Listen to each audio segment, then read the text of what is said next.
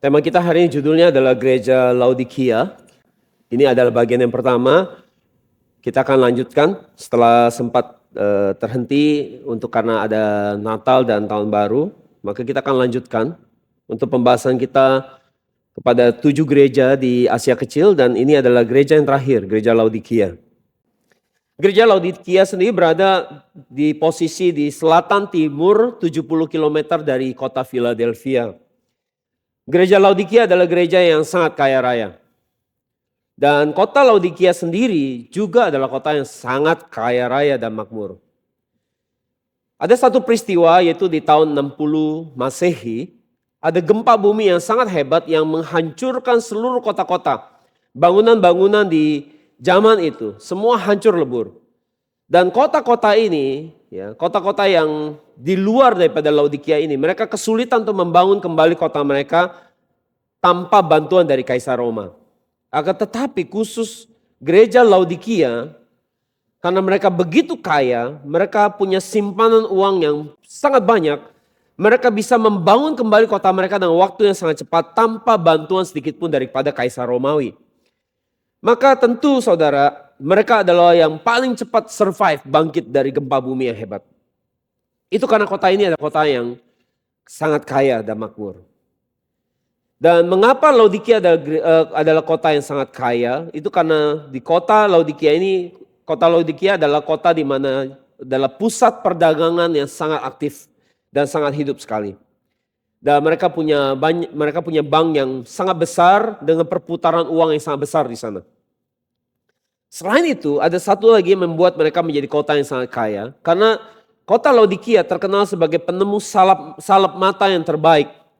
Yang sangat terkenal khasiatnya. Dan karena salep mata mereka yang sangat terkenal ini, banyak negara-negara atau bangsa-bangsa lain membeli produk ini dari mereka. Dan itu menjadikan mereka juga semakin kaya dan semakin makmur lagi.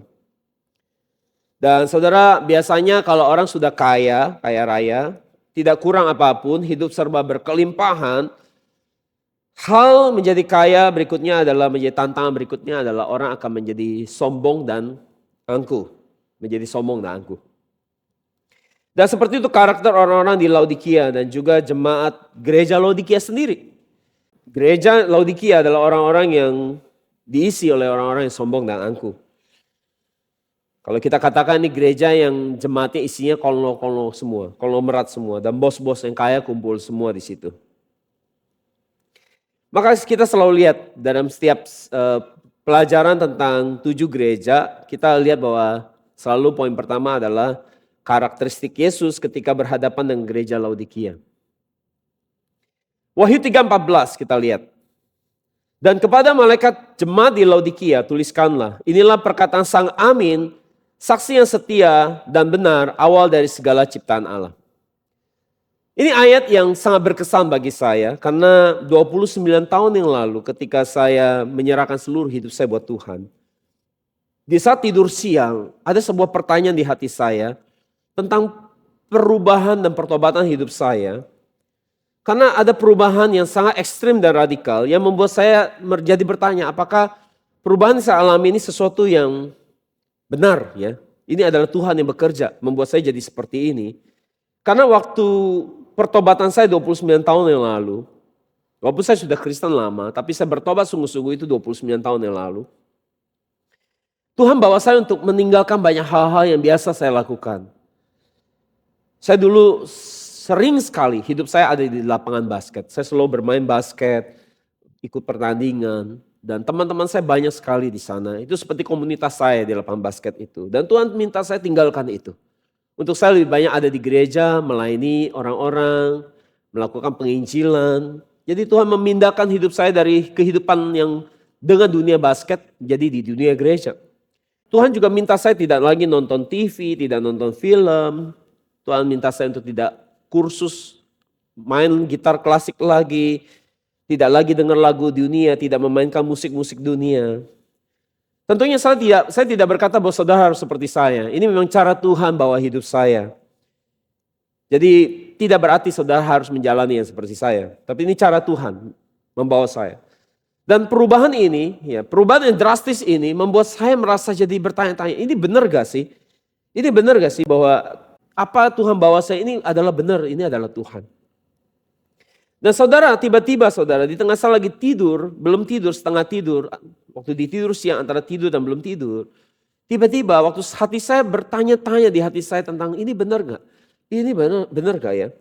Tiba-tiba saudara, saya lihat jelas sekali, ada tulisan yang besar sekali, tulisannya WHY 3.2.14, Wahyu 3 ayat 14. Saya kaget sekali. Ini tulisannya kalau kita lihat di komputer itu jenisnya fontnya Arial. Ya, gede-gede, besar, tegap. Saya kaget sekali dan saya lompat dari tempat tidur saya. Dan kemudian saya cari Alkitab saya, waktu itu masih Alkitab buku kan. Saya cari Alkitab buku saya baca waktu saya baca ayat Wahyu 3:14, keluarlah kata ini. Yaitu kata pembuka bagi gereja Laodikia ini. Yang kita baca tadi ayatnya. Dan waktu saya baca itu saya jadi bingung bertanya-tanya. Ini tidak menjawab pertanyaan saya. Tentang apakah benar gitu. Kekristenan yang saya jalani ini, iman seperti ini yang begitu radikal ekstrem ini benar. Itu seperti tidak menjawab pertanyaan saya. Dan tiba-tiba ada suara berkata lagi pada saya, baca terus ke bawah. Dan kemudian saya baca terus ke bawah dan akhirnya saya menemukan sebuah ayat yang sangat terkenal. Yaitu Wahyu 3:15-16 yang berkata, jika engkau suam-suam kuku, aku akan memuntahkan kau keluar. Jadi Tuhan ternyata jawab saya. Bahwa apa yang terjadi sama saya, perubahan yang radikal, yang ekstrem ini, itu adalah memang pimpinan Tuhan. Karena Tuhan tidak mau saya suam-suam kuku. Kalau mau panas-panas sekalian. Jadi Tuhan menjawab doa saya. Itu sebabnya Wahyu 3:14 adalah ayat yang sangat berkesan dalam hidup saya. Karena saya punya pengalaman pribadi dengan ayat ini. Nah karena itu mari kita selidiki Wahyu 3:14 ini dengan melihat karakter pribadi Yesus. Dari Wahyu 3:14 ini ada 3 karakter, ada 3 kepribadian Yesus. Kalau kita baca ayat yang tadi, yang pertama Yesus menunjukkan dirinya pribadinya sebagai Yesus adalah Amin. Amin di sini berasal dari bahasa Ibrani yang berasal dari kata aman. Aman, yaitu artinya benar-benar seperti itu. Pasti. Itu pasti terjadi. Jadi artinya benar-benar seperti itu, pasti dan pasti terjadi. Jadi ketika Yesus sebut dirinya sebagai Sang Amin, sekali lagi Yesus sedang mau mengucapkan bahwa apa yang dia katakan ini pasti sesuatu yang pasti terjadi. Kalau kita lihat di Wahyu 22 ayat 20 dikatakan, ia bersaksi mengenai hal ini berkata, ya aku segera datang, amin, datanglah Tuhan Yesus. Mengapa mereka waktu Yesus berkata, aku akan segera datang, dan kemudian mereka jawab, amin. Itu artinya bahwa mereka percaya bahwa Yesus kalau dia katakan dia akan datang, dia pasti akan datang. Dan itu pasti terjadi. Itu sebabnya mereka katakan amin di sini. Itu artinya ini terjadi, ini pasti terjadi. Ini tidak mungkin tidak terjadi. Kedatangan Yesus kedua, itu pasti terjadi.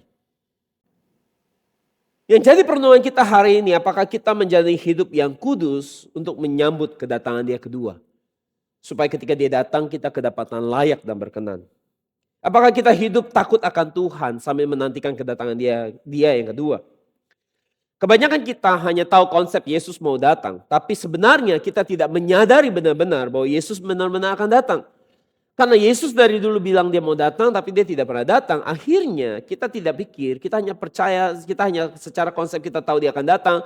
Tapi sebenarnya di hati kita tidak ada kesadaran yang sungguh-sungguh menyadari bahwa dia benar-benar akan datang. Karena ketika kita bangun besok pagi, dia tidak datang. Kita bangun lagi besok, dia tidak datang. Sehingga kalau memang benar-benar kita berkata amin, datanglah segera Tuhan. Saya rasa kita tidak mungkin hidup sembarangan. Kita tidak berkata sembarangan, kita tidak bertindak sembarangan, kita tidak melakukan sesuatu secara sembarangan. Karena kita tahu dia akan datang.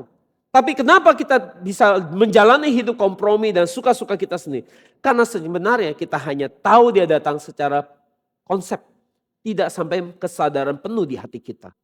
Itu sebabnya mengapa kita tidak menyiapkan diri kita sungguh-sungguh.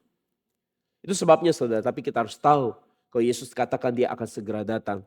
Dan itu amin, dia adalah Sang Amin, artinya dia pasti akan datang. Itu tidak mungkin tidak terjadi peristiwa itu. Yang kedua, dari Wahyu 3:14 kita bisa lihat bahwa karakter Yesus yang kedua adalah Yesus adalah saksi yang setia dan benar. Kata saksi di sini dalam bahasa Yunani adalah martus. Saksi di sini artinya adalah orang yang menyaksikan sebuah kejadian atau sebuah peristiwa yang mereka alami sendiri atau mereka ketahui. Atau bisa juga seseorang menyaksikan hidup seseorang yang mereka kenal baik. Akan tetapi bukan sampai di situ saja. Kata saksi di sini, martus di sini juga punya arti bahwa seseorang yang rela sampai mati martir oleh karena kesaksiannya.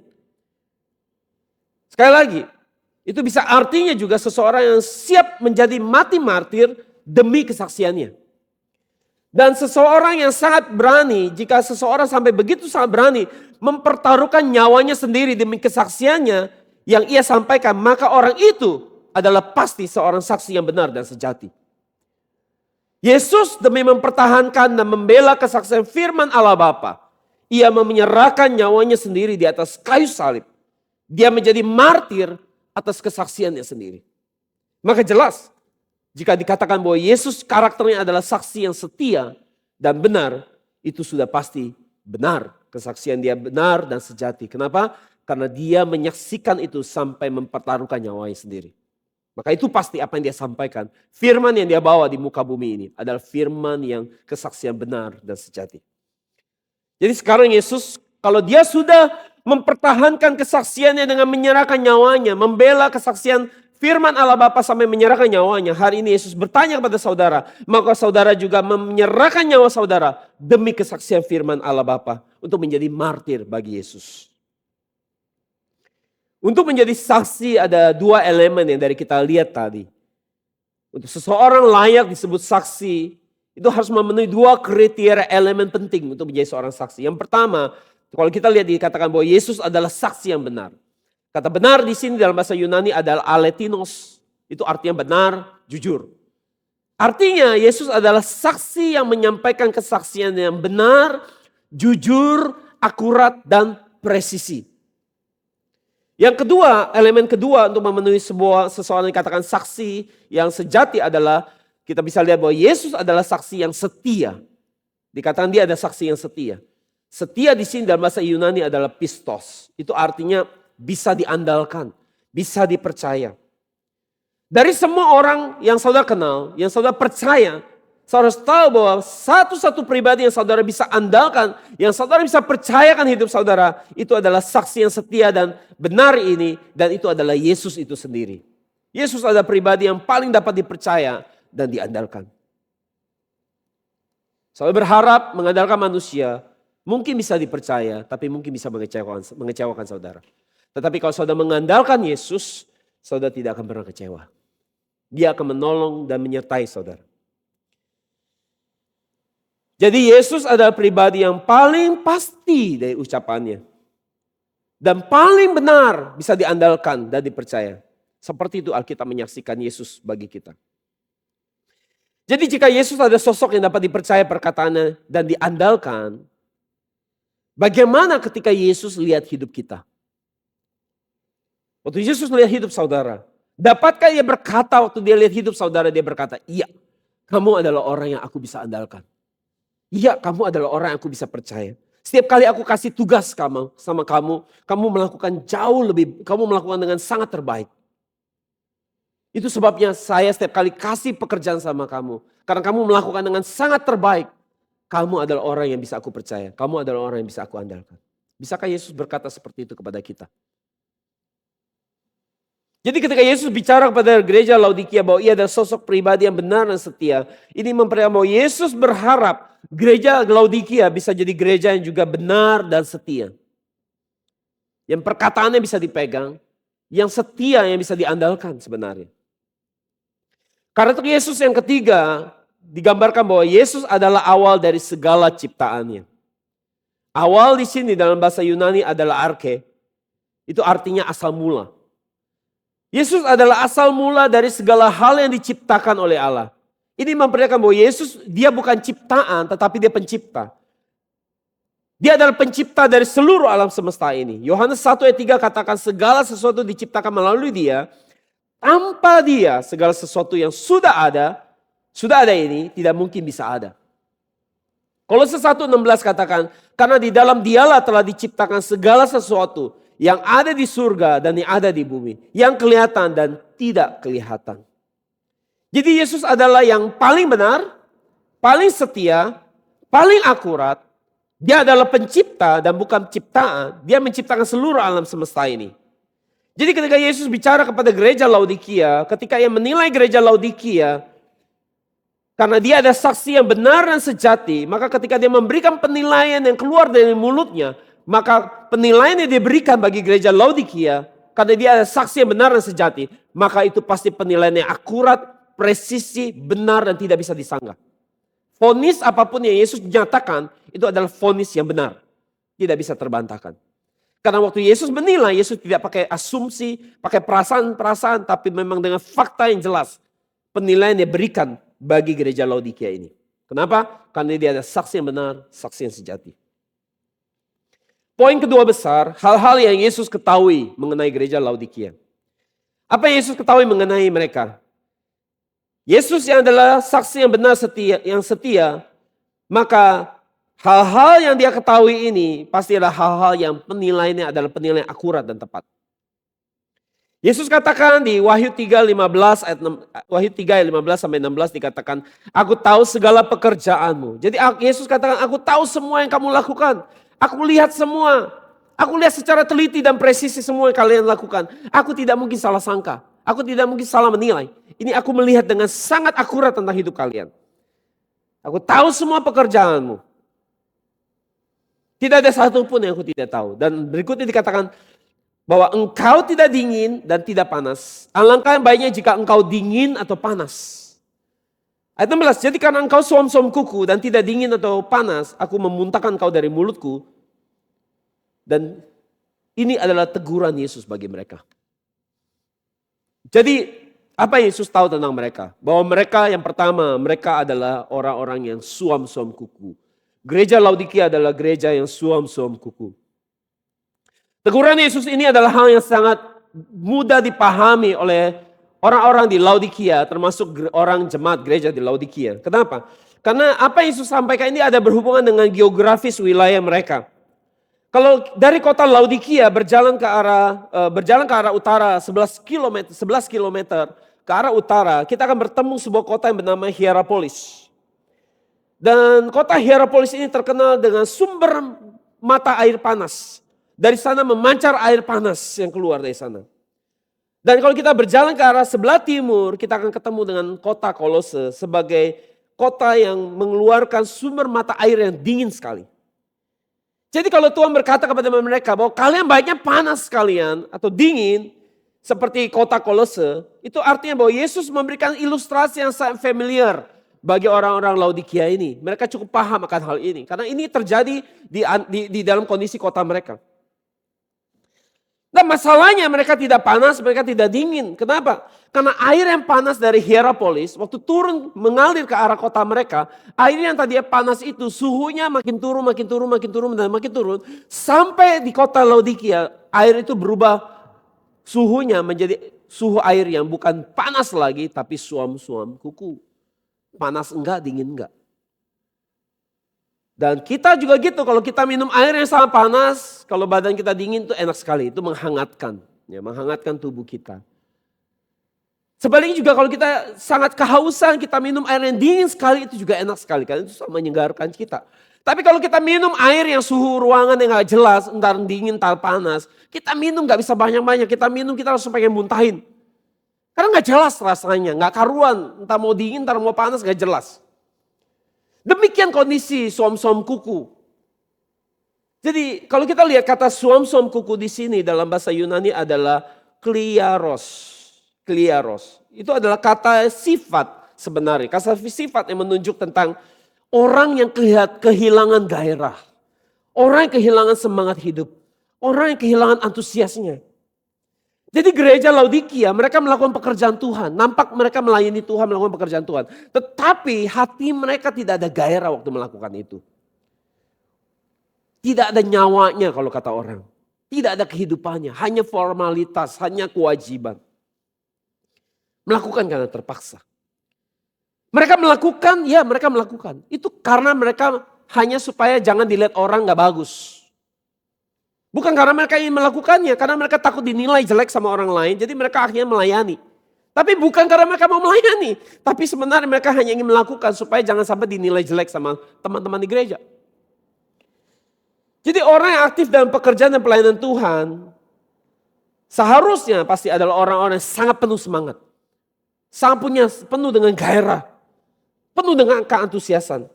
Tetapi mereka yang pasif, yang hanya menonton saja, tidak terlibat di dalam pelayanan, mereka adalah ciri orang yang tidak punya hati. Yang hatinya sudah dingin, hatinya sudah suam-suam kuku, entah panas, entah dingin, gak jelas.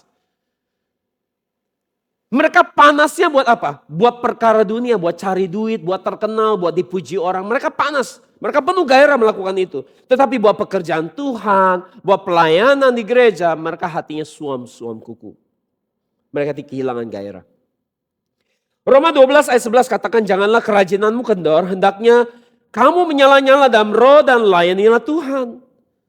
Jadi hati kita harus dipenuhi semangat yang menyala-nyala. Bagai api yang menyala-nyala. Kita harus on fire bagi Tuhan. Untuk seseorang punya semangat dan berapi-api bagi Tuhan. Orang yang sedang sangat berapi-api, menyala-nyala bagi Tuhan semangatnya. Meskipun gereja letaknya jauh dari rumahnya, itu akan terasa sangat dekat. Kenapa? Karena dia merindukan untuk pergi ke gereja. Tapi orang yang hatinya tidak ada gairah, gereja di depan mata pun rasanya jauh sekali. Beban sekali untuk pergi ke gereja. Kenapa? Karena tidak ada gairahnya di situ. Gairahnya bukan untuk hal rohani.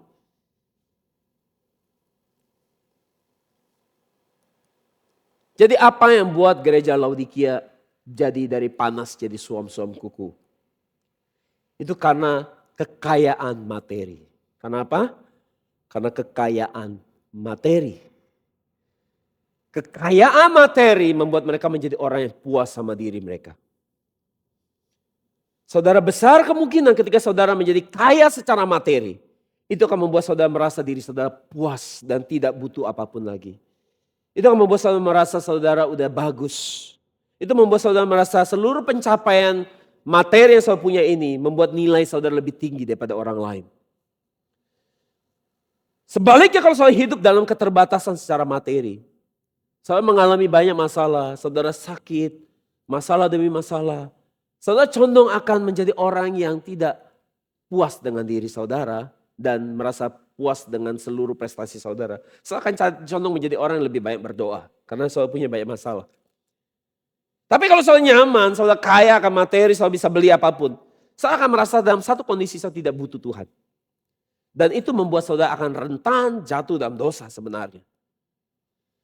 Jadi kalau saudara punya banyak uang, hidup saudara bisa punya, kalau saudara punya banyak uang, pada akhirnya saudara akan punya banyak pilihan.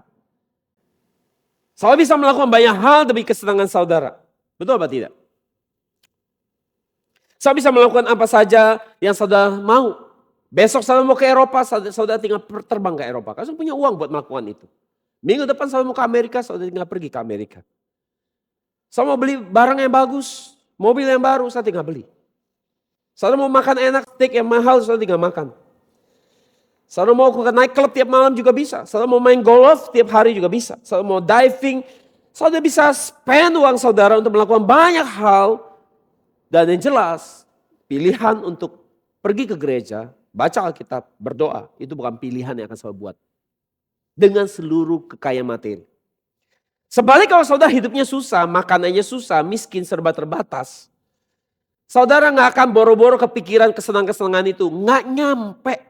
Karena memang gak bisa bayangin yang gak nyampe, apalagi pengen melakukan. Karena kondisi saudara yang terbatas membuat saudara tidak bisa melakukan banyak pilihan. Orang bisa makan yang udah bagus, maka saudara gak akan memikirkan kemewahan-kemewahan itu. Itu sebabnya saudara. Kalau orang punya uang yang banyak, sulit bagi mereka untuk mikirin Tuhan. Karena semua bisa diselesaikan pakai uang, semua bisa dibeli pakai uang. Semua bisa dilakukan pakai uang. Tidak ada satupun hal yang bisa menghalangi saudara. Apakah kalau saudara sudah dalam kondisi punya kekuasaan atau kemampuan bisa melakukan semua yang saudara mau dengan uang, apakah saudara masih membutuhkan Tuhan, mengandalkan Tuhan? Sudah pasti enggak. Apakah saudara masih mencari pertolongan dari Tuhan? Sedangkan semua bisa diselesaikan pakai uang. sulit untuk mengerti tentang kata mengandalkan Tuhan. Karena saudara tidak merasa perlu mengandalkan sesuatu pribadi yang lain. Karena saudara bisa selesai masalah saudara pakai uang. Itu sebabnya orang-orang yang memiliki kekayaan materi, mereka harus hati-hati. Karena mereka sedang mengalami kematian rohani karena rasa puas diri. Saya tidak berkata bahwa semua orang kaya akan jadi seperti ini. Tapi saya mau berkata bahwa orang yang diberikan kekayaan secara materi akan sangat rentan akan ujian yang ini. Dan sulit untuk bisa menang. Tapi saya tidak berkata bahwa tidak ada yang bisa menang untuk area ini. Tentu bisa, tapi ini sulit. Ini sangat sulit. Wahyu 3:17. Kalau kita lihat mereka katakan bahwa aku kaya dan aku telah memperkayakan diriku dan aku tidak kekurangan apa-apa. Jadi ini yang mereka lihat tentang diri mereka, bahwa aku kaya dan aku semakin kaya dan aku gak butuh apapun. Termasuk Tuhan tentunya. Aku sudah cukup oke, aku sudah cukup bagus. Tetapi Alkitab kasih tahu kita bahwa orang yang cinta uang itu adalah akar dari semua kejahatan. 1 Timotius 6:10 katakan, sebab cinta akan uang adalah akar dari segala macam kejahatan. Orang-orang memburu uang telah menyimpang dari iman. Lihat, karena cinta uang, iman pasti nyimpang. Saya lihat, kekayaan materi akan membuat kita imannya menyimpang. Dikatakan bahwa orang memburu uang telah menyimpang dari iman dan menyiksa diri sendiri pada akhirnya ini. Ujungnya sebenarnya pada akhirnya akan menyiksa sendiri dengan berbagai duka cita. Jadi sejak kita cinta uang, segala jenis dosa itu akan masuk dalam hidup kita. Karena kita punya banyak pilihan dalam hidup ini. Dan orang yang cinta uang akan dicobai oleh segala macam pilihan-pilihan dosa ini. Dan berikutnya mereka akan mulai perlahan menyimpang dari iman mereka. Dan hal berikut yang terjadi, mereka akan karena menyimpang dalam iman, keluar dari perlindungan Tuhan, keluar dari berkat Tuhan, mereka akan mengalami banyak duka cita dalam hidup mereka. Alkitab katakan demikian. Yang ketiga, konsekuensi menjadi suam-suam kuku. Konsekuensi dan menjadi suam-suam kuku adalah kita akan menjadi orang yang mengandalkan diri sendiri dan tidak mengandalkan Tuhan. Sekali lagi, kita akan jadi orang yang mengandalkan diri sendiri dan tidak mengandalkan Tuhan. Kita akan lebih bergantung kepada kepintaran kita, kemampuan kita, pengaruh kita, networking kita. Kita akan andalkan itu. Wahyu 3:16 Yesus katakan, aku akan memuntahkan kamu dari mulutku. Jika engkau suam-suam kuku. Dan kata memuntahkan di sini dalam bahasa Yunani adalah emeo. Itu artinya apa? Menjadi muak, menjadi jijik dan ingin rasa dimuntahkan. Jadi air di Hierapolis yang panas mengalir turun kepada Laodikia. Suhunya makin turun dan membuat rasa airnya itu jadi menjijikan. Rasanya tuh jadi gak enak sehingga rasanya pengen muak untuk rasanya hanya perlu dimuntahkan. Jadi jika hari ini kita memiliki iman yang suam-suam kuku, gak panas gak dingin, maka itu sangat menjijikan bagi Tuhan. Dan kapan saja Tuhan bisa muntahkan kita. Kita pikir saya punya banyak uang, saya hidupnya sangat baik, saya bisa punya apa yang saya mau, saya bisa beli apapun yang saya mau. Saya punya kekuasaan untuk bisa melakukan apapun. Dan saudara, orang-orang seperti ini yang semangatnya, gairahnya hanya karena mengejar uang, mengejar pujian orang. Orang-orang seperti ini pada akhirnya adalah orang-orang di mata Tuhan itu menjijikan dan memuakan dan ingin rasa dimuntahkan oleh Tuhan. Jadi hari ini apakah iman kita semakin hari semakin berapi-api, semakin hari semakin panas di dalam Tuhan? Atau justru iman kita di dalam Tuhan semakin dingin dan semakin dingin akhirnya jadi suam-suam kuku dan menjijikan bagi Tuhan. Hari ini apa yang membuat hati kita menjadi panas bergairah? Apakah perkara rohani, apakah firman Tuhan, apakah kehidupan berdoa yang membuat kita bergairah atau hal-hal duniawi, uang, memburu uang, mengejar uang yang menjadi gairah kita hari ini. Itu harus kita jawab hari ini. Yang ketiga, poin 3 besar, teguran dari Yesus. Jadi gereja Laodikia ada gereja yang tidak menerima pujian dari Yesus. Kalau kita belajar kemarin ada gereja-gereja yang mendapat teguran tapi juga menerima pujian. Ada gereja yang terima pujian saya, bahkan Tuhan Yesus tidak kasih teguran. Nah khusus gereja Laodikia mereka terimanya hanya teguran tanpa pujian. Jadi saudara, kita akan lihat teguran Yesus bagi mereka. Jadi gereja Laodikia selalu menyombongkan diri mereka karena mereka kaya. Mereka berkata bahwa mereka tidak butuh apapun. Mereka sedang tertipu dengan diri mereka sendiri. Jadi mereka menilai diri mereka baik-baik saja, tidak butuh apapun. Mereka udah begitu ideal, begitu sempurna. Sebenarnya mereka sedang menjalani kehidupan yang parah di mata Tuhan. Karena kenapa? Karena mereka sedang tertipu dengan diri mereka sendiri. Maka karena mereka sedang halu tertipu oleh penilaian diri mereka sendiri, merasa diri mereka baik-baik saja, bahwa diri mereka begitu baik, begitu sempurna, Yesus harus meluruskan kembali penilaian diri mereka yang sesungguhnya. Penilaian diri yang terlalu berlebihan. Jadi Yesus memberikan 5 diagnosa tentang siapa mereka sesungguhnya. Untuk mengoreksi penilaian mereka terhadap diri mereka yang setelah salah ini.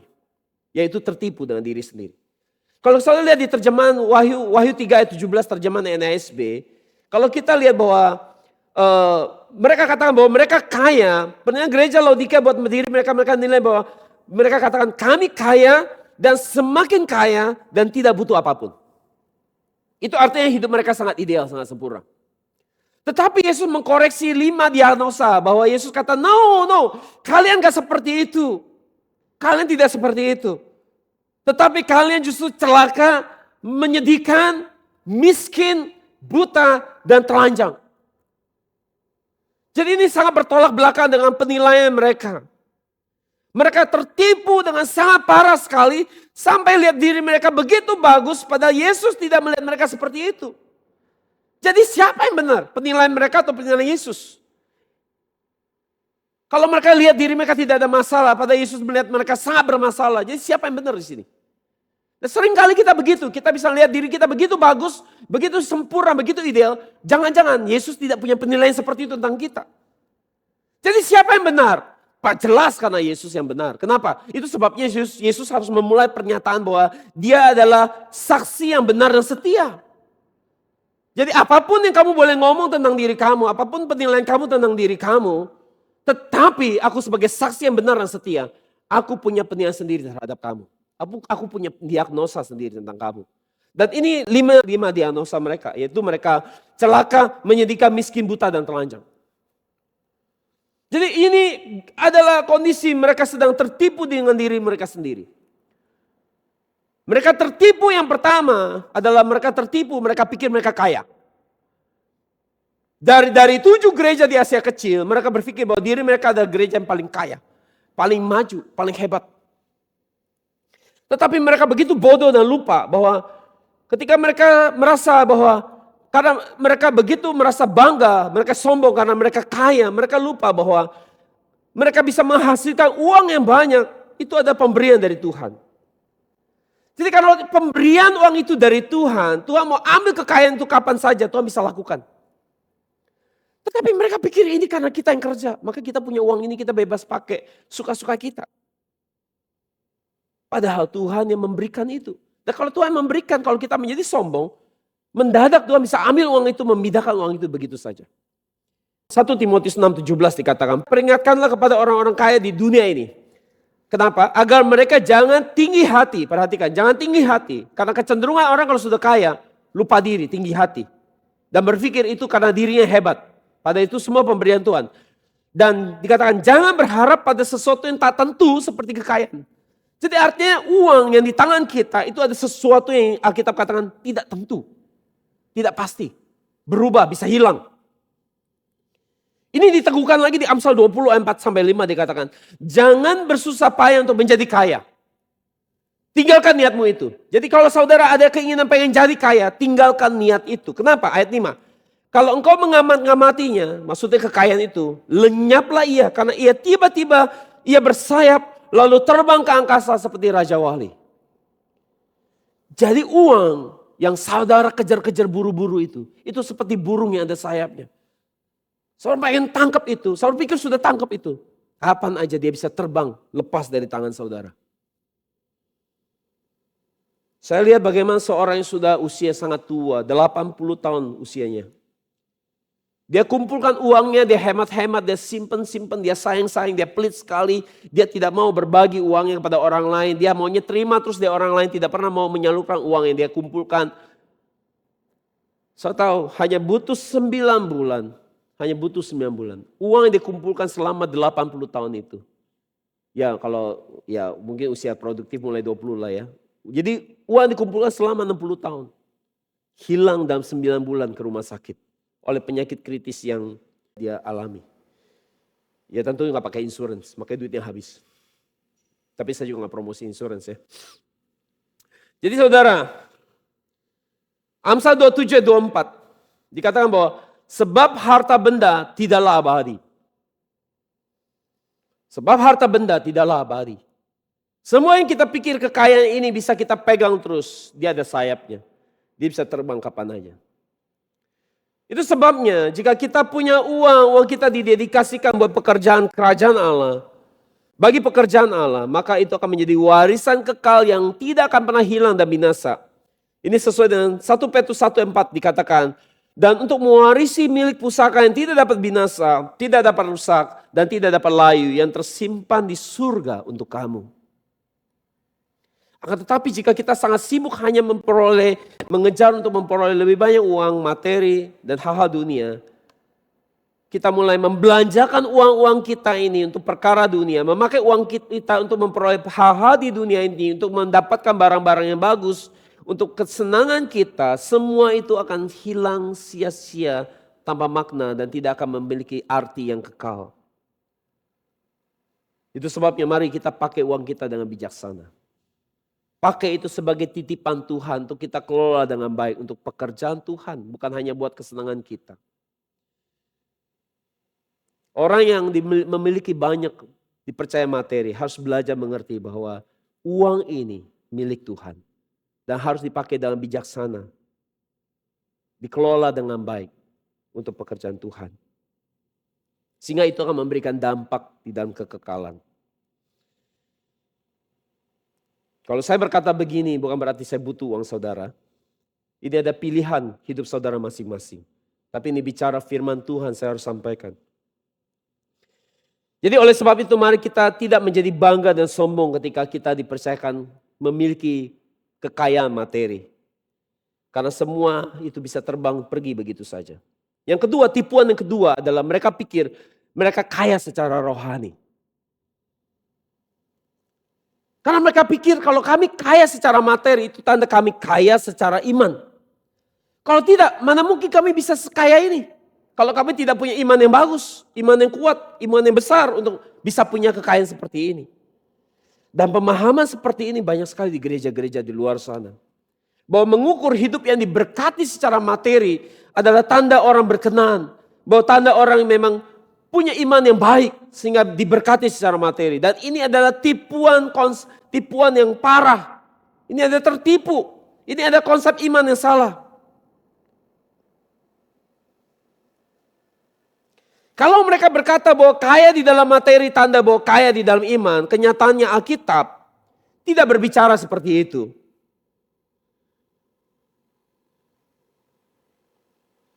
Karena Alkitab mengatakan bahwa ternyata orang yang kaya di dalam materi justru akan sulit bisa kaya di dalam iman.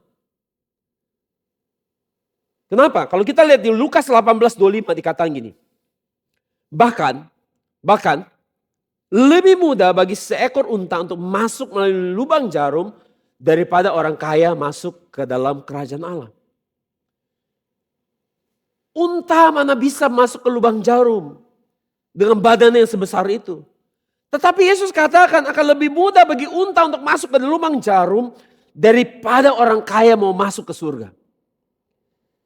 Jadi gereja Laodikia mereka kaya secara lahiriah tetapi mereka melarat secara rohania sebenarnya.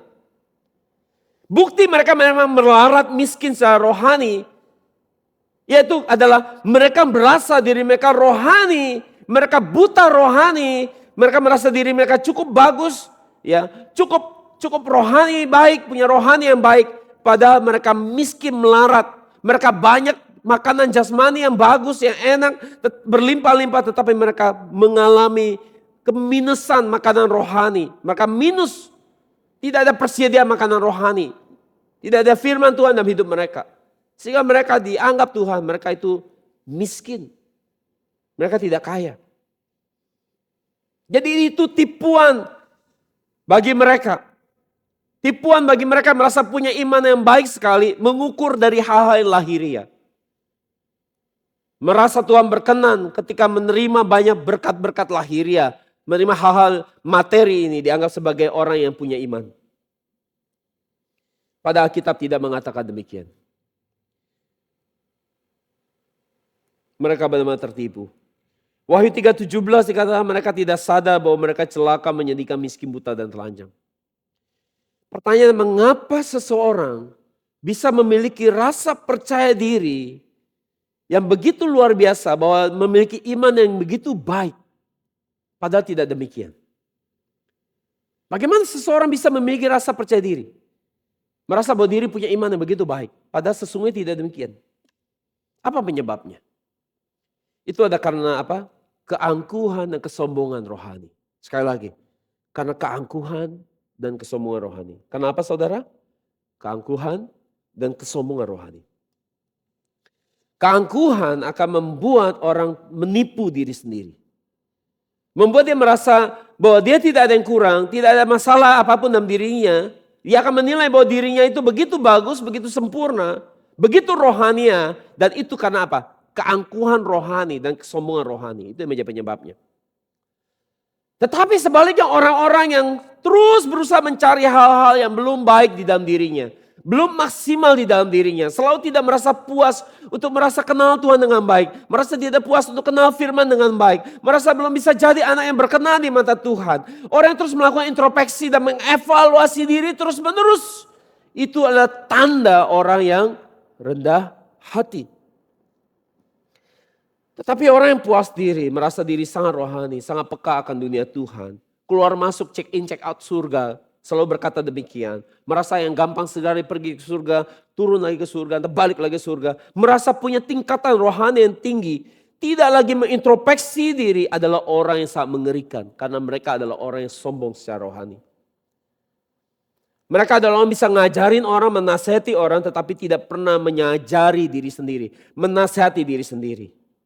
Mereka penuh dengan percaya diri bahwa anggap diri mereka sudah sampai ke dalam level rohani tertentu. Padahal mereka belum sampai di situ. Dan itu sangat mengerikan. Dan banyak sekali orang-orang seperti ini. Dan gereja Laodikia mereka anggap diri mereka rohani. Sempurna. Itu semua mereka katakan mereka tidak butuh apapun lagi untuk dilengkapi. Tetapi Yesus katakan justru kalian itu celaka. Kalian itu celaka. Mereka pikir mereka sudah sampai ke kondisi yang sempurna, imannya bisa jadi panutan bagi banyak orang. Tetapi Yesus katakan apa? Kalian itu tidak seperti itu, kalian itu celaka. Tidak ada bagus-bagusnya sedikit pun di mataku.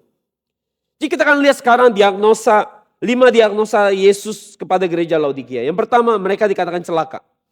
Celaka di sini dalam bahasa Yunani ada taleporos, artinya celaka, menderita, sengsara. Jadi mereka pikir diri mereka baik-baik saja, tetapi Tuhan lihat mereka itu benar-benar sangat menyedihkan.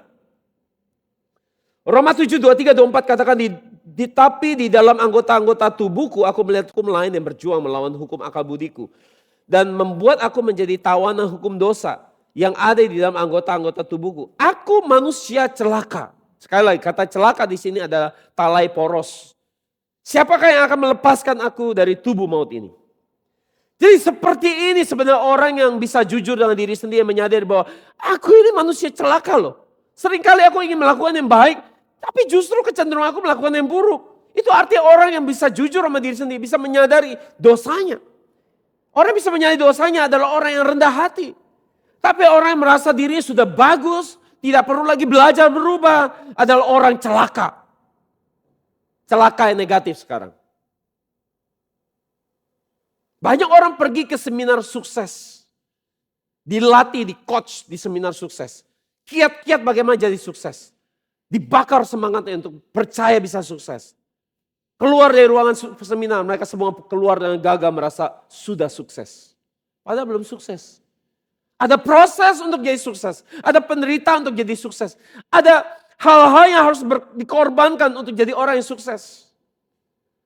Tapi dengan pergi seminar, dipompa hatinya, orang bisa merasa sudah sukses. Padahal belum sukses. Sama, orang bisa ngerti firman, tahu firman, dan pikir dengan tahu firman, ngerti firman. Itu sama dengan sudah melakukan firman. Itu sama dengan sudah punya iman yang bagus. Asal sudah tahu Alkitab, sudah tahu firman. Padahal tahu firman dengan melakukan firman itu dua hal yang berbeda. Tahu firman tidak menjadi orang punya kedewasaan rohani. Kedewasaan rohani ditentukan dari apa? Kerendahan hati, kesanggupan menderita, ikut firman Tuhan. Itulah kedewasaan rohani. Tapi orang pikir dengan tahu saya sudah dewasa rohani. Yang kedua, Tuhan katakan mereka menyedihkan. Mengapa mereka menyedihkan di mata Tuhan? Karena mereka tidak kenal diri mereka dengan baik, maka mereka menyedihkan. Mereka pikir bahwa diri mereka kaya, padahal keadaan mereka sangat menyedihkan. Mereka miskin rohani. Paling kasihan adalah orang yang sudah sangat parah kondisi rohaninya, sakit kritis kondisi rohaninya. Dia pikir dirinya baik-baik dan sehat-sehat. Orang yang paling kasihan adalah orang yang keburukannya sudah diketahui banyak orang, tapi dia sendiri tidak tahu problem dirinya, kelemahannya. Dia masih melihat dirinya bagus. Itu sungguh kasihan. Tuhan katakan kalau kalian terus seperti ini, tidak sadar diri, aku akan memuntahkan kalian dari mulutku. Keadaan kalian sungguh menyedihkan. Sungguh menyedihkan ini bukan hal yang positif, saya harus tahu. Ini adalah sedih, menyedihkan dalam kondisi yang negatif. Ini adalah teguran, kalian itu sungguh kasihan keadaannya. Sakit tapi gak sadar sakit. Kata menyedihkan di sini dalam bahasa Yunani adalah elenos. Elenos ini artinya adalah dikasihani, menyedihkan. Kata ini bisa kita temukan di 1 Korintus 15:19 dikatakan, jikalau kita hanya dalam hidup ini saja menaruh pengharapan pada Kristus, maka kita adalah orang-orang yang paling malang dari segala manusia. Kata malang di sini adalah elenos. Elenos. 1 Korintus 15 ini sedang bicara mengenai tubuh ubah. Dia katakan bahwa gini, kalau tubuh ubah itu tidak pernah ada, dan kita tidak akan pernah terima bagian surga itu, sungguh kita ini malang, kasihan banget.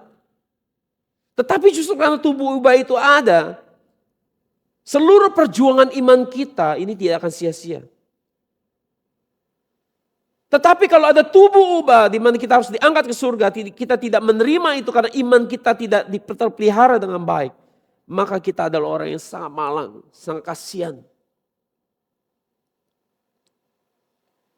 Jadi tubuh ubah ini harus menjadi ujung pengharapan kita. Di dalam iman kita ini, kita menjaga iman kita. Bahwa ada ujung ini, yaitu tubuh ubah ini. Dunia ubah, di mana kita akan diangkat hidup-hidup ke surga. Itu yang harus jadi utama dalam iman kita. Jangan lagi kita ribut-ribut sama sesama kita. Berdebat, mencari musuh di antara kita. Untuk saling membela diri bahwa saya yang benar, kamu yang salah. Hanya karena kita berusaha mempertahankan pendapat kita. Kamu yang salah, saya yang benar. Karena perdebatan apapun, siapapun yang menang, siapapun yang salah, siapapun yang benar, siapapun yang menang, siapapun yang kalah, di mata Allah Bapa, mau siapapun yang menang itu tidak penting. Itu tidak akan dicatat di surga. Bagus punya semangat mau bagiin firman. Tetapi kalau kita membagikan firman, kita menyerang orang lain, membenci orang lain, melecehkan orang lain. Semua itu tidak akan dicatat di surga. Soalnya kita tidak tahu kapan kita dipanggil Tuhan. Itu sebabnya jangan kita cari musuh baru. Mari kita hidup bukan untuk perdebatan. Mari kita punya hidup ujungnya tubuh ubah ini. Melebihi semua perdebatan, anggaplah itu tidak penting lagi semua perdebatan itu. Tidak penting siapa yang benar, siapa yang salah, siapa yang menang, siapa yang kalah. Mari kita setia aja bagian firman, tanpa perlu ribut satu dengan lain. Mari kita tidak ngatain orang, ngomongin orang di belakang. Jelek-jelekin orang, ngatain orang ini begini, begitu. Karena semua itu sia-sia dan Allah Bapa tidak akan catat perbuatan itu. Saudara bisa tahu kejelekan orang juga, Allah Bapa tidak akan catat itu. Yang harus saudara ingat adalah bagaimana supaya saudara jangan suam-suam kuku. Supaya jangan Tuhan muntahkan saudara. Yang ketiga, mereka dikatakan miskin. Miskin di sini dalam bahasa Yunani adalah petokos. Jadi saudara sudah sering dengar kata di tema Lazarus, bukan di Lukas 16, 21, 22. Kita pernah bahas ini tentang pengemis yang bernama Lazarus. Jadi miskin di sini adalah miskin seperti pengemis. Pengemis yang bernama Lazarus yang pernah kita bahas, ia hanya makan dari makanan yang jatuh dari meja tuannya. Artinya seorang pengemis adalah orang yang hidupnya bergantung sama orang lain. Hidupnya bisa hidup itu harus bergantung, bersandar pada kemurahan orang lain. Dan pengemis rohania adalah orang yang seperti apa? Adalah orang yang selalu sadar bahwa hidup mereka ini perlu bergantung, mengandalkan Tuhan. Mereka gak bisa hidup tanpa Tuhan. Tetapi gereja Laodikia mereka pikir mereka kaya dan hebat. Mereka tentunya tidak punya mental pengemis secara rohani. Karena mereka pikir mereka kaya. Dengan mereka kaya jasmani maka mereka kaya rohani. Tapi kenyataannya mereka tidak seperti itu. Mereka bukan orang yang masuk kategori Tuhan sebagai miskin rohani. Kenapa? Karena mereka menjalani hidup yang memakai kekuatan mereka sendiri. Mengandalkan diri mereka sendiri. Mengandalkan kepintaran, kemampuan mereka sendiri. Jadi hari ini kita tanya apakah kita punya spirit pengemis rohani. Yang datang kepada Tuhan dengan hati yang rendah hati dan berkata, Bapa aku tidak bisa hidup hari ini tanpa Engkau. Kalau Engkau gak pimpin jalan aku bisa salah jalan. Kalau Engkau tidak jaga jalan-jalanku, aku bisa jatuh dalam dosa. Atau malah sebaliknya kita berpikir bahwa aku sudah punya kerohanian yang tinggi, aku tidak mungkin bisa jatuh dalam dosa.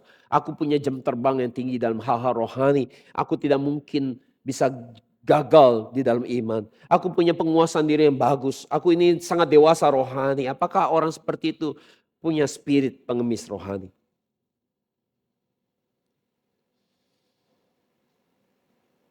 Itu sebabnya Yesus berkata bahwa kamu yang mengandalkan diri sendiri, kamu itu orang miskin. Kamu tidak akan berhasil mencapai apapun tanpa aku. Kamu tidak akan bisa menghasilkan hal-hal yang berlangsung lama, bertahan tanpa aku menyertai. Itu sebabnya kamu miskin secara rohani. Yang keempat, Yesus katakan mereka buta. Buta dalam bahasa Yunani adalah tuflos. Tuflos artinya apa? Buta jasmani, bisa buta rohani. Dan dalam kasus Laodikia ini mengacu kepada orang-orang yang tidak bisa mengerti firman Tuhan. Tidak ada ketertarikan sama sekali kepada firman Tuhan. Tidak peduli dan bersifat acu tak acu pada firman Tuhan. Tidak bisa menghargai firman Tuhan. Dan firman Tuhan itu padahal adalah pribadi Tuhan sendiri.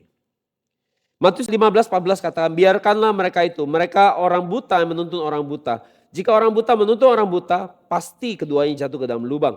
Lukas 6:39, Yesus mengatakan pula suatu perumpamaan kepada mereka. Dapatkah orang buta menuntun orang buta? Bukankah keduanya akan jatuh ke dalam lubang? Kata buta di sini sama, ada tuflos. Dua ayat ini sedang bicara apa? Bahwa Yesus sedang bicara tentang orang-orang yang suka menghakimi orang lain. Dan orang yang suka menghakimi orang lain, Yesus katakan adalah orang buta. Kenapa? Orang Farisi, mereka mengatakan orang-orang yang tidak mengerti firman Tuhan, tidak mengerti Taurat Tuhan, adalah orang buta. Tetapi Yesus katakan, kamu juga buta. Karena kalau kamu tahu firman Tuhan, harusnya kamu tahu aku Mesias. Maka karena kamu tidak tahu aku ini Mesias, meskipun kamu merasa kamu tahu firman, kamu juga buta. Jadi bagaimana kamu merasa diri kamu tidak buta? Mau menuntun orang, kamu sendiri buta. Jadi gereja Laodikia juga sama. Mereka merasa mereka punya rohani yang bagus. Dan orang lain di luar mereka adalah orang yang buta rohani. Jadi hari ini, mari kita jangan jadi orang merendahkan orang lain dengan berkata, kamu tuh orang buta, buta rohani. Yang perlu kita pastikan hari ini adalah jangan sampai kita yang buta rohani. Dengan senantiasa memastikan mata rohani kita terbuka untuk selalu mengerti firman Tuhan, mencintai firman Tuhan, dan menghargai firman Tuhan. Dan selalu punya hati yang rendah hati untuk selalu introspeksi diri. Itu tanda kita tidak buta. Mengapa kita gampang melihat keburukan orang lain? Gampang bisa mencari kelemahan orang lain? Karena itu kesombongan rohani. Kita merasa kita sudah bisa melihat, padahal kita buta. Kita hanya pandai melihat kejelekan orang lain, padahal kita buta, sangat buta sampai tidak bisa melihat kejelekan diri sendiri. Bukankah kita begitu buta? Kalau sampai kita tidak bisa menemukan ada masalah dengan diri kita. Kita begitu buta ketutup oleh kesombongan dan keangkuhan kita. Sampai kita tidak bisa menemukan satupun dosa kita sendiri. Itu betapa gelap dunia kita, betapa butanya kita. Itu sebabnya kita harus mengenali diri kita dengan baik kalau kita tidak mau jadi orang buta. Jangan kita royal kasih penilaian yang bagus, kompromi sama diri kita sendiri. Sebaliknya kita pelit sekali kasih pujian penghargaan ke orang lain. Yang kelima, mereka dikatakan telanjang. Telanjang di sini dalam bahasa Yunani adalah gumnos. Itu artinya telanjang bulat tanpa memakai selai pakaian. Jadi secara rohani ini ada keadaan yang mengekspos aib dan kejelekan sendiri di mana-mana. Masalahnya, orang seperti ini mereka tidak sadar. Mereka sedang mengekspos aibnya, kejelekannya di mana-mana. Sampai semua orang bisa nampak ketelanjangan dirinya dan memperlihatkan auratnya di mana-mana. Ini tentunya dalam arti rohani. Jadi semua orang sudah tahu keburukan dia. Misalnya dia tukang ngutang. Suka ngutang di mana-mana. Atau orang yang egois, mau menang sendiri. Atau sifatnya sangat kekanak-kanakan, harus dituruti maunya. Semua orang udah tahu. Tapi dia sendiri tidak tahu kejelekannya ini, keburukannya ini. Itu artinya seperti orang telanjang yang memperlihatkan kejelekannya di mana-mana. Tapi dia tidak tahu dia lagi telanjang. Ini orang sudah menyusahkan hati banyak orang di sekelilingnya. Tapi bisa merasa berjalan baik-baik aja. Padahal sudah telanjang di mana-mana. Semua orang sudah tahu kejelekannya.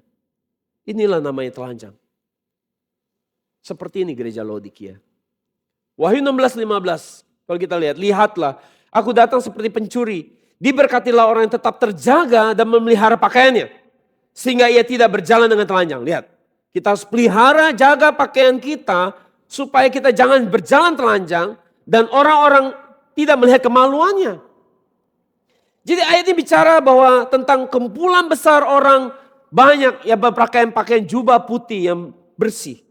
Dan mereka adalah orang yang telah mencuci pakaian mereka dengan darah Yesus dan menjadikan pakaian mereka putih bersih. Ini artinya adalah orang yang menjaga hidup mereka bersih. Pakaian itu bicara perbuatan, tindakan, perkataannya bersih. Dicuci bersih pakai darah, artinya dicuci bersih pakai firman Tuhan. Adalah orang yang terus mewaspadai diri. Waspada, introspeksi diri, memastikan jangan sampai ada kotoran, ada dosa yang masih nempel dalam dirinya. Itu sebabnya dia menjalani hidup yang sangat mawas diri. Supaya jangan sampai hidupnya menjadi batu sandungan bagi orang lain. Dan membawa kesusahan bagi orang lain. Itu artinya orang yang menjaga pakaiannya untuk jangan sampai hilang dan jadi telanjang. Dan diperlihatkan kemaluannya di mana-mana. Kebanyakan orang mereka tidak bisa melihat bahwa mereka sedang telanjang. Kebanyakan orang hanya bisa lihat orang lain yang telanjang. Mereka pikir orang lain yang telanjang. Itu sebabnya mereka gosipin orang, katain orang, jelek-jelekin orang. Padahal mereka tidak tahu diri mereka sendiri sedang telanjang. Dipikir dengan dia gosip, hakimi orang, jelekin orang. Dia tidak sadar bahwa itu sedang memperlihatkan kejelekan dia sendiri. Yang suka menghakimi orang, menjelekkan orang. Bahwa dirinya mungkin jangan-jangan tidak lebih baik dari orang yang dia jelekin. Mereka pandai ajarin orang, tetapi mereka tidak bisa ngajar diri mereka sendiri. Pandai nasihatin orang, tapi tidak bisa nasihatin diri sendiri. Roma 2:21 katakan, jadi bagaimanakah engkau yang mengajar orang lain, tidakkah engkau mengajar dirimu sendiri? Engkau yang mengajar, jangan mencuri. Mengapa engkau sendiri mencuri? Jadi orang bisa sangat pandai mengajar orang lain, tetapi mereka tidak bisa mengajar diri mereka sendiri. Pandai kasih tahu orang, pandai nasihatin orang, tapi mereka belum tentu bisa melakukannya. Saya sering berkata di sini bahwa ketika saya menyampaikan firman Tuhan di sini, itu bukan berarti saya merasa diri saya lebih unggul daripada saudara. Saya menyampaikan firman di sini karena Tuhan minta saya mengajarkan firman yang saya terima, yang saya belajar untuk dibagikan lagi kepada orang lain. Tetapi bukan berarti saya lebih unggul. Bukan karena saya lebih unggul dari saudara. Kalau ditanya pribadi saya sendiri, saya mau firman ini saya belajar. Untuk saya belajar introspeksi diri saya sendiri. Untuk belajar buat saya kenal Tuhan secara presisi dan akurat buat diri saya sendiri. Saya tidak ada yang namanya merasa jadi lebih baik dengan saya mengajar di sini. Firman ini saya perlukan buat diri saya sebenarnya. Tapi Tuhan minta saya untuk setelah saya terima begitu banyak kasih karunia firman. Tuhan minta saya bagikan ke orang lain, supaya orang lain juga bisa menikmati makanan rohani ini. Tetapi ada orang yang suka mengajar orang lain untuk merasa lebih unggul. Tanpa memeriksa diri sendiri, tanpa memeriksa ajarannya sendiri. Dan mereka pikir dengan sudah bisa mengajar, artinya mereka sudah lebih baik dari orang lain. Sudah lebih rohani dari orang lain. Padahal bisa mengajar tidak menjamin orang lebih rohani. Tidak menjamin orang melakukan firman. Kesimpulan. Jadi mereka yang tidak merasa ada yang kurang pada dirinya, kita bisa simpulkan adalah orang yang sombong. Dan mereka yang dapat melihat kekurangan dirinya adalah orang yang rendah hati. Kalau begitu saudara, kita semua mau jadi orang yang rendah hati bukan? Orang yang tidak puas diri, orang yang tidak merasa sudah sempurna, tidak perlu lagi mengoreksi diri. Karena orang seperti itu kan dimuntahkan oleh Tuhan. Tetapi menjadi orang yang selalu rendah hati, introspeksi diri, ya mengecek diri pakai firman.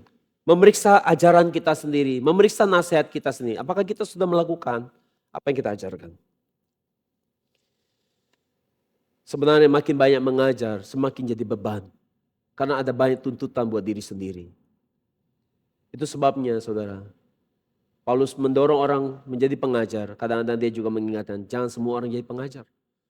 Karena dengan mau mengajar, saudara, tuntutannya semakin berat, semakin bertambah. Kalau saudara dikasih Tuhan, apa yang saudara ajarkan, Tuhan akan proses sesuai apa yang saudara ajarkan. Kalau begitu semua kita mau jadi orang rendah hati, kita mau jadi orang yang rendah hati. Apa berkat orang yang rendah hati? Apa berkat yang akan diterima oleh orang yang rendah hati? Yang pertama, mereka menerima anugerah Tuhan. Hanya orang yang rendah hati akan terima anugerah Tuhan. Kasih karunia daripada Tuhan. Sesuai dengan Yakobus 4 ayat 6 dikatakan, tetapi kasih karunia yang dianugerahkannya bagi siapa? Bagi orang yang rendah hati. 1 Petrus ayat 5, Amsal 3 ayat 34 bicara yang sama, bahwa Tuhan akan memberikan anugerah, kasih karunianya, perkenanannya kepada orang yang rendah hati. Berkat yang kedua yang diterima oleh orang yang rendah hati adalah Tuhan akan mengabulkan doa orang yang rendah hati. Mazmur 10 ayat 17 terjemahan NASB. Kita baca. Tuhan, Engkau telah mendengar keinginan orang-orang yang rendah hati. Engkau akan menguatkan hati mereka, Engkau membuat telingamu memperhatikan. Jadi Tuhan hanya mengabulkan doa orang yang rendah hati. Orang yang sombong Tuhan tidak kabulkan. Karena dia akan pikir bahwa ini karena dirinya hebat. Tapi orang yang rendah hati waktu dikabulkan doanya, dia bisa tahu, oh iya ini karena Tuhan.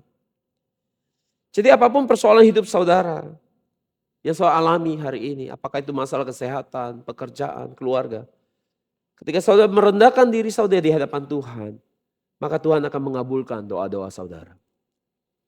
Yang ketiga, berkat yang diterima orang rendah hati adalah Tuhan akan mengangkat kembali hidup orang-orang yang rendah hati. Ayub 22 ayat 29 terjemahan FIYH dikatakan, bila engkau diserang dan dijatuhkan orang, engkau tahu bahwa Allah yang akan membangunkan engkau kembali. Iya, Allah akan menyelamatkan orang yang rendah hati. Jadi orang bisa jatuhkan saudara. Saudara bisa jatuh dalam hidup saudara. Saudara bisa gagal, saudara bisa fail. Saudara bisa jatuh dalam dosa. Tapi ingat, asal saudara rendah hati, Tuhan bisa mengembalikan posisi saudara kembali. Tidak akan dibiarkan selama saudara tergeletak di bawah sana. Yang keempat, berkat yang Tuhan berikan adalah Tuhan akan menegakkan orang yang rendah hati. Tuhan akan meneguhkan orang yang rendah hati. Mazmur 147 ayat 6. Tuhan menegakkan yang tertindas tetapi merendahkan yang fasik sampai ke tanah.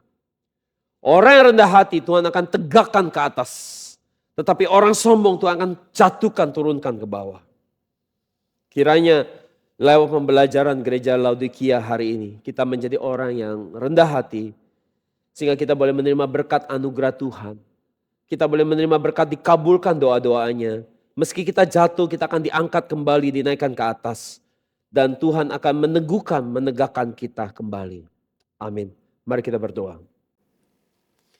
Bapak, kami bersyukur buat pembelajaran studi kasus gereja Laodikia untuk mengingatkan kami, mengoreksi iman kami. Bapak, seringkali kami cepat puas diri dengan iman kami.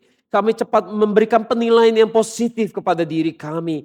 Karena kami tidak mau jujur dengan diri kami sendiri. Dan itu sehingga membuat kami semakin bertambah waktu, bertambah tahun, kami tidak mengalami perubahan yang signifikan. Itu karena kami terlalu sombong, kami terlalu angkuh. Kami tidak mau jujur dengan diri kami sendiri bahwa kami mungkin belum sampai ke dalam level iman tertentu. Tapi kami mengklaim bahwa kami sudah punya iman yang kuat, iman yang tangguh, iman yang besar, iman yang cukup baik dibanding orang lain. Padahal ada banyak persoalan, ada banyak kelemahan dosa di dalam diri kami yang belum kami selesaikan. Tapi lewat pembelajaran hari ini kami jadi sadar bahwa untuk kami berubah, untuk kami menjadi pribadi yang berkenan, kami harus menjalani iman yang rendah hati. Kami tidak boleh puas dengan pencapaian, kami tidak boleh puas dengan prestasi kami. Ketika kami berhasil, Bapak tolong kami tetap rendah hati dan menyadari bahwa seluruh pencapaian, setiap hal yang kami punya dalam hidup ini, materi, uang, fasilitas, privilege yang kami punya, semua ini Tuhan beri buat kami. Karena itu Bapak tolong kami selalu menjalani hidup yang merendahkan hati kami, merendahkan diri kami di hadapan-Mu. Sehingga kami tidak menjadi orang yang lupa diri dan menjadi sombong sehingga Kau jadi muak dengan kami. Bapak ampuni kami kalau seringkali kami mungkin jadi orang-orang yang cepat puas diri, cepat bangga dengan diri kami. Tanpa kami lagi menyadari bahwa kami ini adalah orang-orang yang harusnya hidup seperti pengemis yang miskin, yang mengandalkan Kau setiap hari. Butuh kasih karunia-Mu, butuh pertolongan-Mu, butuh pimpinan-Mu. Supaya kami bisa melalui satu hari demi satu hari. Dan Bapak kala itu tolong kami supaya kami terus boleh menjadi iman yang berkenan. Dengan menjaga hati kami tetap memiliki hati yang rendah hati. Jika hari ini jemaat-Mu ada yang sedang bergumul dengan hidup mereka, dengan keluarga mereka, dengan pekerjaan mereka, dengan kesehatan mereka, Bapak tolong ajar mereka jadi orang yang rendah hati. Sehingga mereka boleh bertobat buat dosa mereka dan Engkau pulihkan kembali mereka. Engkau selamatkan mereka. Yang sakit Bapak Engkau sembuhkan. Mereka sedang bergumul dengan pekerjaan mereka, Bapak tolong lancarkan. Mereka sedang bergumul dengan bisnis mereka, Bapak tolong bukakan pintu-pintu bagi mereka. Jika mereka ada yang saat ini juga mungkin di secara bisnis, mereka ada musuh ataupun ada orang-orang yang tidak senang dengan mereka. Bapak tolong buat mereka bisa berdamai dengan musuh mereka. Buat mereka bisa dilancarkan dalam setiap proses pekerjaan mereka dan bisnis mereka. Dan jika kami mau memberikan persembahan kami yang sudah kami siapkan dari rumah Bapak, kiranya Engkau berkati persembahan ini menjadi sehingga persembahan ini bisa dipakai untuk semakin memperluas pekerjaan-Mu di tengah-tengah dunia ini. Kami mengucap syukur dengan meninggikan nama Yesus yang berharga. Mari sama-sama kita katakan, amin, haleluya, beri kemuliaan buat Tuhan.